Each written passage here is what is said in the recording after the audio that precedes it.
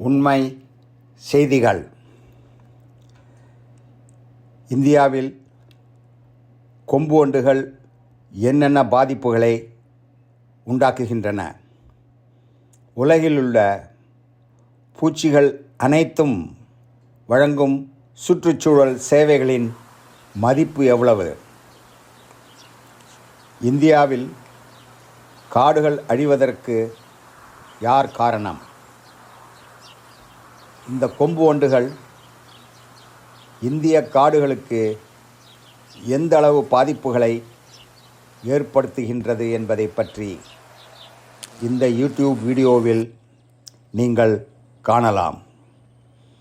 உலகத்தில் உள்ள அனைத்து பூச்சிகளும் மனிதனுக்கு வழங்கும் சுற்றுச்சூழல் சேவைகளின் மதிப்பற்ற வருடாந்திர மதிப்பு அமெரிக்காவில் மட்டும் குறைந்தபட்சம் $57 பில்லியன் ஆகும். பூச்சிகள் இந்த உலகை ஆள்கின்றன.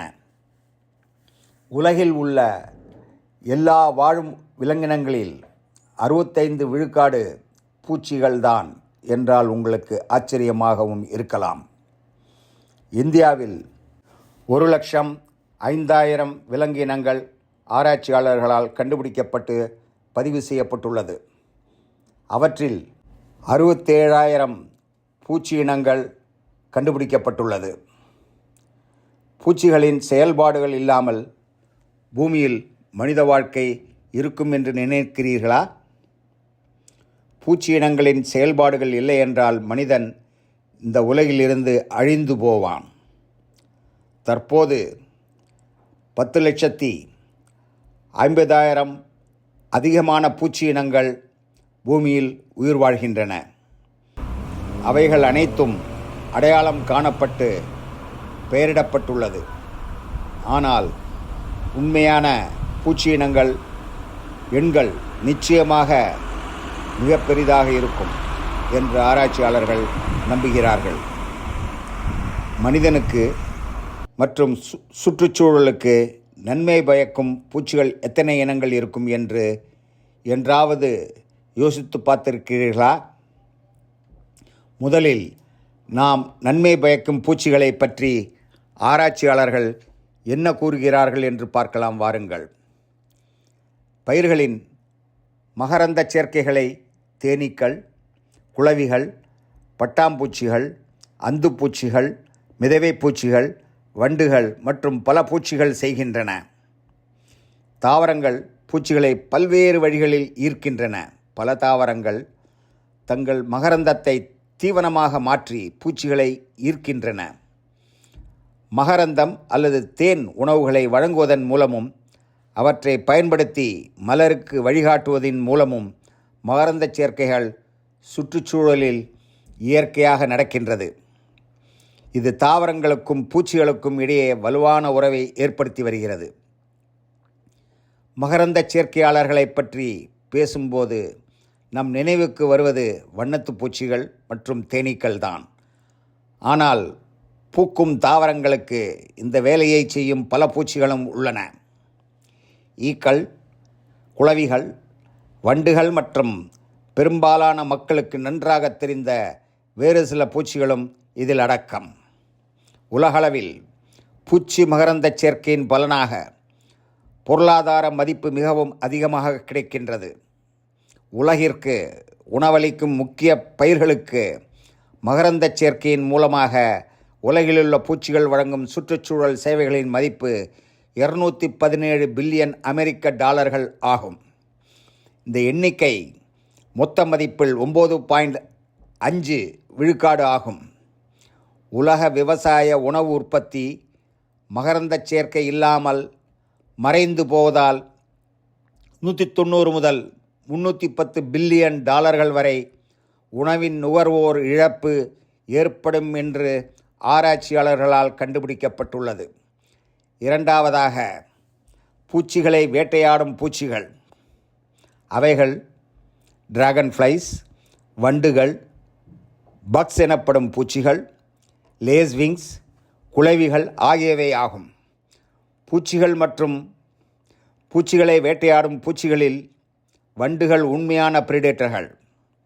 லேஸ்விங்ஸ், ஈக்கள், மிட்ஜுகள், சிலந்திகள், குளவிகள் மற்றும் கொள்ளையடிக்கும் பூச்சிகள் ஆகியவை வேட்டையாடும் பூச்சிகளில் அடங்குகின்றன. சில வேட்டையாடும் பூச்சிகள் தரையில் கீழே உள்ள பகுதிகள், அத்துடன் அருகில் உள்ள புதர்கள் மற்றும் மரங்கள் உட்பட நாட்டின் தாவரங்கள் முழுவதும் காணப்படுகின்றது. வேட்டையாடும் பூச்சிகள் இரையை தேர்ந்தெடுப்பதில் நிபுணத்துவம் பெற்றவை. துரதிர்ஷ்டவசமாக சில மிகவும் பயனுள்ள இயற்கை பூச்சிகள் வேட்டையாடப்படுகிறார்கள். முக்கியமாக வேட்டையாடும் பூச்சி லேடி வண்டுகள், தரை வண்டுகள், ரோ வண்டுகள், பூச்சிகள் மற்றும் கொள்ளையடிக்கும் லேஸ்விங்ஸ் மற்றும் ஹேவர் ஈக்கள்.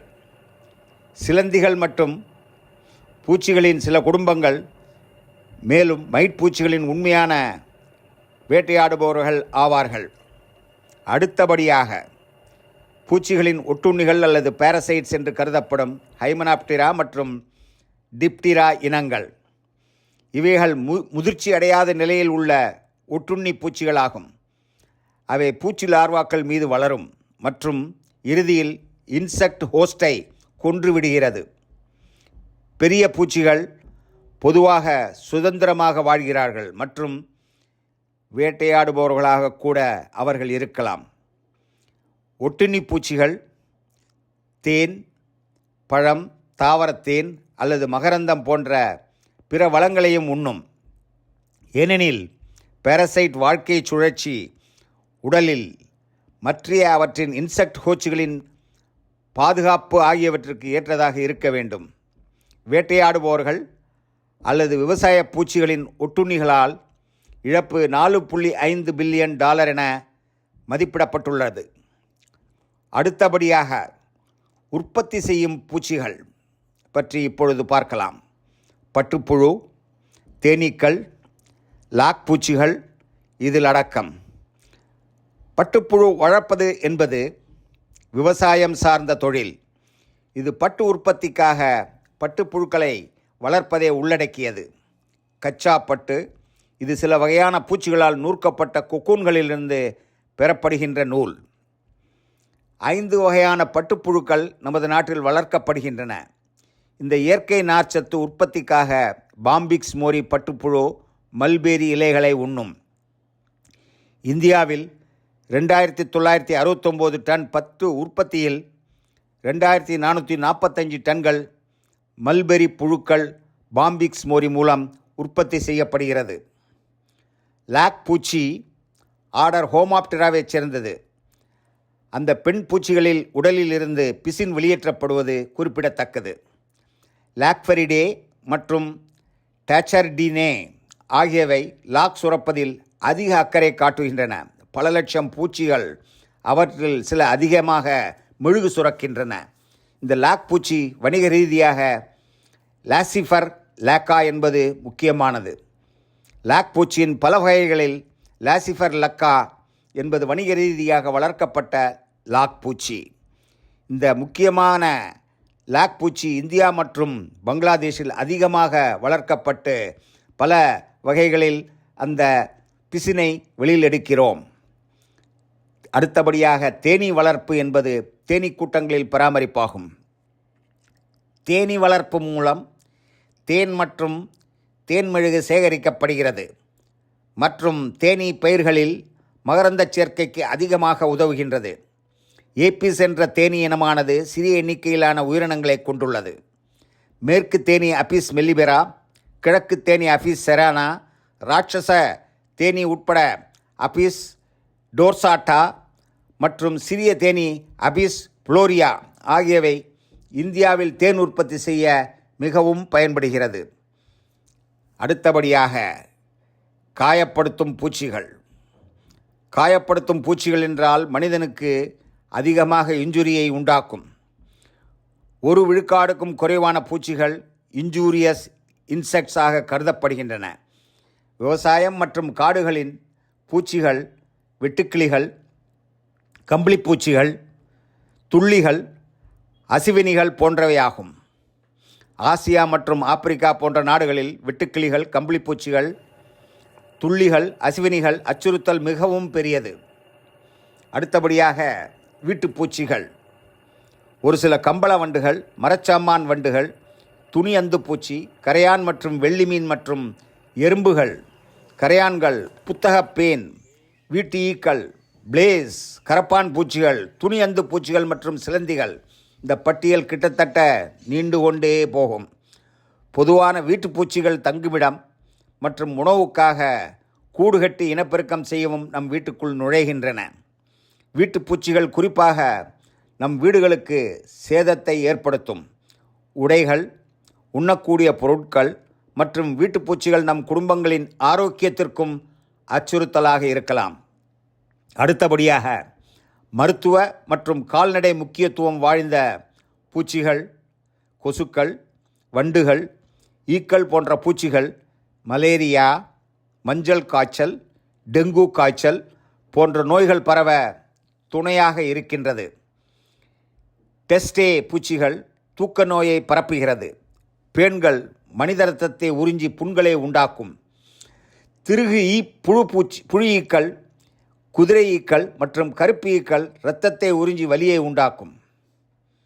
அடுத்தபடியாக சேமிக்கப்பட்ட தானியங்களின் உண்டான பூச்சிகள். பொதுவாக அரிசி அந்துப்பூச்சி, குறைந்த தானிய துளைப்பான், துரு சிவப்புமாறு வண்டு, தட்டையான தானிய வண்டு, இந்திய உணவு அந்துப்பூச்சி, அங்குமோயிஸ் தானிய அந்துப்பூச்சி, கப்ரா வண்டு போன்றவைகளாகும். சேமிக்கப்பட்ட தானியத்திற்கான பூச்சி தானியத்தை பொறுத்தது. இந்த யூடியூப் வீடியோவில் முக்கியமாக நமது இந்தியாவில் உள்ள காடுகளின் வளத்தை நீண்ட கொம்பு ஒன்று எவ்வாறு சிதைக்கின்றது என்பதை பற்றி இப்பொழுது நாம் பார்ப்போம். இந்தியாவில் நீண்ட கொம்பு வண்டு மற்றும் அவற்றின் மூலம் வனத்துறையின் நஷ்டப்படும் பொருளாதார பாதிப்பு எவ்வளவு என்பதை பற்றி பார்ப்போம். இந்தியாவில் காடுகளின் பரப்பளவு சுமார் 67.701 மில்லியன் ஹெக்டேர் என மதிப்பிடப்பட்டுள்ளது. அது நாட்டின் நிலத்தில் 22.8% பகுதியாகும். மற்ற மரம் நிறைந்த நிலங்கள் 4.11 மில்லியன் ஹெக்டேர்களாகும். கிட்டத்தட்ட அனைத்து முக்கிய மாநிலங்களிலும் அடர்ந்த காடு உள்ளது. இருப்பினும் காடுகளின் பரப்பளவு குறைக்கப்பட்டது தீவிர கவலைக்குரிய விஷயமாக இன்று நாம் நினைக்கின்றோம். இந்தியாவில் 3.226 மில்லியன் ஹெக்டேர் வனத்தோட்டங்கள் உள்ளன. மொத்த இந்திய வனப்பகுதியில் இது 4.8% ஆகும். அதிக எண்ணிக்கையிலான பயிரிடப்பட்ட முக்கிய வனத்தோட்டங்கள் பூச்சிகளால் சேதமடைவது இந்தியாவில் அதிகமாக அறியப்படுகிறது. நம்பிக்கைக்குரிய மர இனங்கள் பூச்சிகளால், அதாவது தேக்கு, சால், பாப்லர், காமர், மகோகனி மற்றும் பைன் முதலிய மர இனங்களின் காடுகளை அழிக்கும் கொம்பு வண்டு மற்றும் அவற்றின் சேதம் சுருக்கமாக இந்த யூடியூபில் விவரிக்கப்பட்டுள்ளது. ஒரு அறிக்கை 10 லட்சம் ஹெக்டேர் காடு இந்த கொம்பு வண்டு பூச்சிகளால் சேதமடைந்தது என்று மதிப்பிடப்பட்டுள்ளது. வனப்பூச்சிகள் மற்றும் நர்சரிகள் மற்றும் தோட்டங்களில் உள்ள பூச்சிகள் இயற்கையாக மீளுருவாக்கம் செய்யும் காடுகளை வண்டுகளின் வெள்ளை லார்வாக்களால் வேர்களை உன்று அந்த நர்சரிகளை கெடுக்கின்றன. கொம்பு வண்டுகளின் வெள்ளை லார்வாக்கள் தேக்கு காடுகளில் கடுமையான சேதத்தை ஏற்படுத்தும். மண்ணுக்கு அடியில் காணப்படும் வெள்ளை லார்வாக்களுக்கு தேக்கு நாற்றுகளின் வேர்களை அதிகமாக உண்கின்றன. ஆசிய கொம்பு வண்டு மரத்தின் கிளைகள், தண்டுகள் மற்றும் பெரிய வேர்களை உண்ணுகின்றன. இதன் லார்வாக்களால் மரத்தின் கிளைகள் அல்லது தண்டுகளில் உருவாக்கப்பட்ட பெரிய சுரங்கங்கள் மிகவும் அதிகம். இந்த மரங்கள் உடைந்து மரணத்திற்கு வழிவகுக்கின்றது. ஏனெனில் சில கொம்பு வண்டு பூச்சி இனங்கள் இந்தியாவை பூர்வீகமாக கொண்டுள்ளது. அதன் இயற்கை எதிரிகள் மற்றும் மரங்களின் குறைந்த எதிர்ப்பு சக்தி இதனை அவ்வாறு பாதிப்புக்கு உண்டாக்கச் செய்கிறது. நீண்ட கொம்பு பூச்சி தற்போது காடுகளில் உள்ள மரங்கள் தாக்குதலுக்கு அதிகமாக உள்ளாகியிருப்பதாக தகவல்கள் தெரிவிக்கின்றன. நீண்ட கொம்பு வண்டுகளை அழிக்க வேண்டும். இதற்காக பல விஞ்ஞானிகளும் ஒழுங்குமுறை நிறுவனங்களும் கொம்பு வண்டுகளை அழிக்க அதிகமாக ஆராய்ச்சி செய்து வருகின்றனர். ஆசிய நீண்ட கொம்பு வண்டு சீனா, கொரியா மற்றும் மேலை நாடுகளை தாயகமாக கொண்டுள்ளது. கப்பல் போக்குவரத்து மூலம் ஒரு நகரத்திலிருந்து மற்றொரு நகரத்திற்கு நீண்ட கொம்பு வண்டு அறிமுகப்படுத்தப்படுகிறது. நீண்ட கொம்பு வண்டு ஒரு பெரிய அழகான வண்டு, சில நேரங்களில் நட்சத்திரம் என்று அழைக்கப்படுகிறது. சீன இலக்கியத்தில் வானவண்டு என்று பெயர். பெரிய வண்டுகள் பளபளப்பான கருப்பு மேல் மற்றும் கீழ் உடலில் வெள்ளை புள்ளிகளுடன் காணப்படும் மற்றும் சுமார் 1 அங்குல நீளம் மற்றும் ஆண்டனா மிக நீளமானது. மாறி மாறி கருப்பு மற்றும் வெள்ளை பட்டைகளுடன் இருக்கும். இதன் லார்வாக்கள் குண்டாக இருக்கும். வெள்ளை முதல் வெளிர் மஞ்சள் குருத்துக்கள், கால்களற்ற உடல் வட்டமானது. லார்வாக்கள் வேர்கள், மரக்கிளைகள், தண்டுகள் அல்லது பெரிய மரங்களில் அதிகமாக காணப்படுகின்றன. வயது வந்த இந்த வண்டுகள் பொதுவாக மே மாதம் முதல் அக்டோபர் வரை மரத்தை குடைய ஆரம்பிக்கின்றன. கோடையின் நடுப்பகுதியில் மரத்தை குடையும் செயல்பாடு உச்சத்தில் இருக்கும். இனச்சேர்க்கைக்கு பிறகு வயது வந்த பெண் வண்டுகள் மரப்பட்டைகளுக்கு இடையே உள்ள கேம்பியம் பகுதிக்குள் முட்டையை இடுகின்றார்கள். ஒவ்வொரு பெண் வண்டுகளும் தன் வாழ்க்கையில் 25 முதல் 40 முட்டைகள் வரை இடலாம். முட்டைகள் 1 முதல் 2 வாரங்களுக்குள் குஞ்சு பொரிக்கின்றன. மேலும் இளம் லார்வாக்கள் கேம்பியம் பகுதியில் ஆழமான சுரங்கப்பாதை மற்றும் மரத்தின் பட்டையில் கீழ் உணவுக்காக லார்வாக்கள் மரத்தில் துளை போடுகின்றன. கொம்பு வண்டு லார்வாக்கள் குளிர்காலத்தை மரத்தில் கழிக்கின்றன.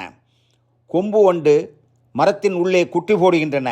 வசந்த காலத்தின் பிற்பகுதியில் அல்லது கோடை காலத்தின் தொடக்கத்தில் புதிய கொம்பு வண்டுகள் வெளிவருகின்றன. கோடையின் ஆரம்பம் முதல் நடுப்பகுதி வரை பெரிய பெரிய கொம்பு வண்டுகள் ஒவ்வொன்றாக மரத்திலிருந்து வெளியேடும். அவை வெளிப்படும் மரத்தில் கிளைகள் மற்றும் சிறிய கிளைகளின் ஒரு வட்ட துளை இருக்கும். பொதுவாக ஆசிய நீண்ட கொம்பு வண்டு வருடத்திற்கு ஒரு தலைமுறையை உண்டாக்குகின்றது. வண்டுகள் அவற்றின் வளர்ச்சியை முடிக்க 2 ஆண்டுகளாகும். ஆசிய நீண்ட கொம்பு வண்டுகளின் உணவாக பல முக்கிய வனமரையினங்கள் அடங்கும். ஆசிய நீண்ட கொம்பு வண்டுகளால் தாக்கப்படும் இளம் மற்றும் வயதான மரங்கள், அழுத்தமான மரங்கள் மற்றும் சமீபத்தில் வெட்டப்பட்ட மரங்கள் அல்லது கட்டைகள் மிகவும் மிகவும் ஏராளம். இன்று வரை காடுகளில் உள்ள மரங்கள் மற்றும் தோட்டங்களில் உள்ள மரங்கள் ஆசிய நீண்ட கொம்பு வண்டுகளால் அடிக்கடி தாக்கப்படுகின்றன. முக்கியமாக லார்வாக்கள் மூலம் ஹார்ட்வுட் மரத்தின் சுரங்கங்களில் தனிப்பட்ட உணவு சுரங்கப்பாதை அமைக்கப்படுகிறது. அதிக எண்ணிக்கையில் அல்லது மீண்டும் மீண்டும் தாக்குதல்கள் தனிப்பட்ட கிளைகளை அல்லது முழு மரங்களும் கூட கொல்லும் வல்லமை ஆசிய நீண்ட கொம்பு வண்டுகளுக்கு உண்டு என்பதுதான் மிக ஆச்சரியமான தகவல். கிளைகள் மற்றும் சில சிறிய கிளைகள் மீது வயது வந்த வண்டுகள் முட்டையிடும். பெண்களால் மெல்லப்படும் மரங்களும் தனிப்பட்ட கிளைகளில் உள்ள குழிகள் மூலம் கிளைகள் இறக்கலாம். சிறிய காயங்கள் கூட மர நோய்களால் தொற்றுக்கள் ஏற்பட வாய்ப்பை அதிகப்படுத்தும். ஒரு மரத்தில் நீண்ட கொம்பு வண்டு தொற்று இருக்கிறதா என்று நான் எப்படி சொல்ல முடியும்? ஒரு நீண்ட கொம்பு வண்டு அதன் அடல்ட் ஸ்டேஜில் மரத்திலிருந்து சுமார் 3 அங்குலம் விட்டம் உள்ள துளையிட்டு வெளிப்படுகிறது. இந்த சுற்று துளைகளை மரத்தின் கிளைகள் உட்பட தண்டு அல்லது வெளிப்படும் வேர்கள் எங்கும் காணலாம். முதிர்ந்த மரப்பட்டைகளில் சிறிய சுற்று அல்லது ஓவல் குழிகளை கண்டறிந்து பெண்கள் முட்டையிடுகின்றார்கள். பாதிக்கப்பட்ட கிளை அல்லது தண்டு வெட்டப்படும் போது லார்வாக்களால் உருவாக்கப்பட்ட சுரங்கங்கள் மரத்தில் தெரிய ஆரம்பிக்கும். ஆசிய நீண்ட கொம்பு வண்டுகள் அடிக்கடி ஆண்டுதோறும் மரத்தின் அந்த பகுதி இறக்கும் வரை அல்லது உடைந்து போகும் வரை அந்த பகுதியை தாக்கிக் கொண்டே இருக்கும். இந்தியாவில் வடக்கில் நீண்ட கொம்பு வண்டுகளின் பல வகைகள் உள்ளன. இந்த பூர்வீக நீண்ட கொம்பு வண்டுகள் பல வகையான கடின மரங்கள், பைன் மற்றும் ஊசி இலை மரங்கள் ஆகியவற்றை அதிகமாக பாதிக்கின்றன. ஆசிய நீண்ட கொம்பு வண்டு இந்தியாவில் கட்டுப்படுத்தப்படுமா? இந்தியாவில் நமக்கு தெரிந்த பகுதி முழுவதும் மரங்கள் கொம்பு வண்டுகளால் பாதிக்கப்பட்டவை. தற்போது நமது அரசாங்கம் மற்றும் வன அமைச்சக அமைப்புகள் கொம்பு வண்டுகளை ஒழிக்க முயற்சி செய்கின்றனர். கொம்பு வண்டுகளால் தொற்றப்பட்ட அனைத்து மரங்களும் வெட்டி துண்டாக்கப்பட வேண்டும். ஆசிய நீண்ட கொம்பு வண்டுகளை கண்டுபிடிக்க சீனா மற்றும் பிற ஆசிய நாடுகளில் பாதிக்கப்பட்ட அலங்கார மரங்களுக்கான பூச்சிக்கொல்லிகள் தெளித்தல், தாக்கப்பட்ட நீண்ட கொம்பு வண்டுகளை கட்டுப்படுத்தும் மரங்கள் மற்றும் அருகில் உள்ள பாதிக்கப்படக்கூடிய மரங்களை பாதுகாத்தல், புதிய மேலாண்மை மதிப்பீடு செய்வதற்கான சோதனைகள் என்றும் நடந்து கொண்டுதான் வருகின்றன. ஆராய்ச்சியாளர்கள் தற்போது வண்டுகளை குறைக்க உதவும் சாத்தியமான உயிரியல் கட்டுப்பாடுகள், நோய்க்கிருமிகள் மற்றும் பிறவற்றை ஆய்வு செய்து வருகின்றனர்.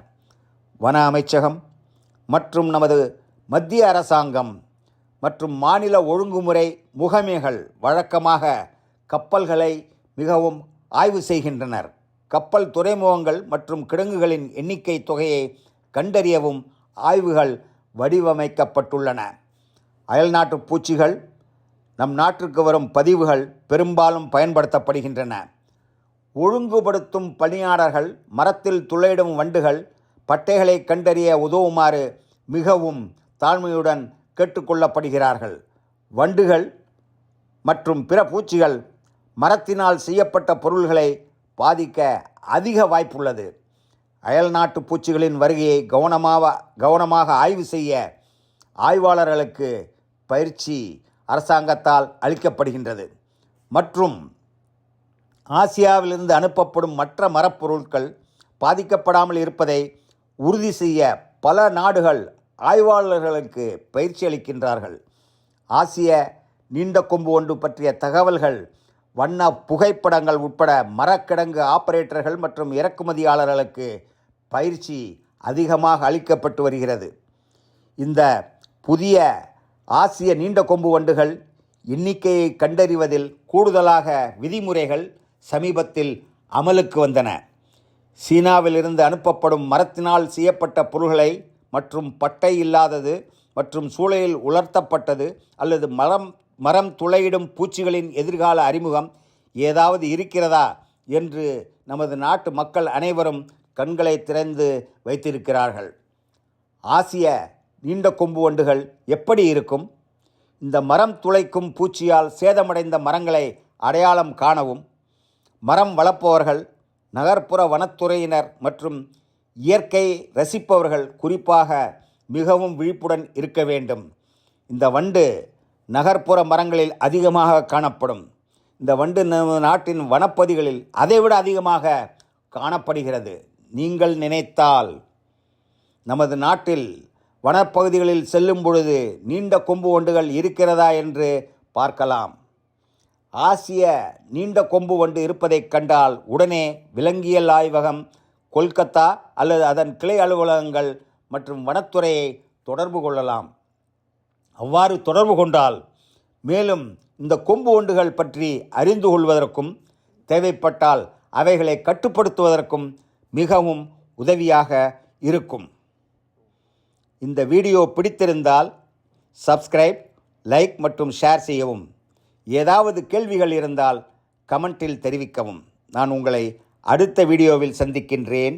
நன்றி.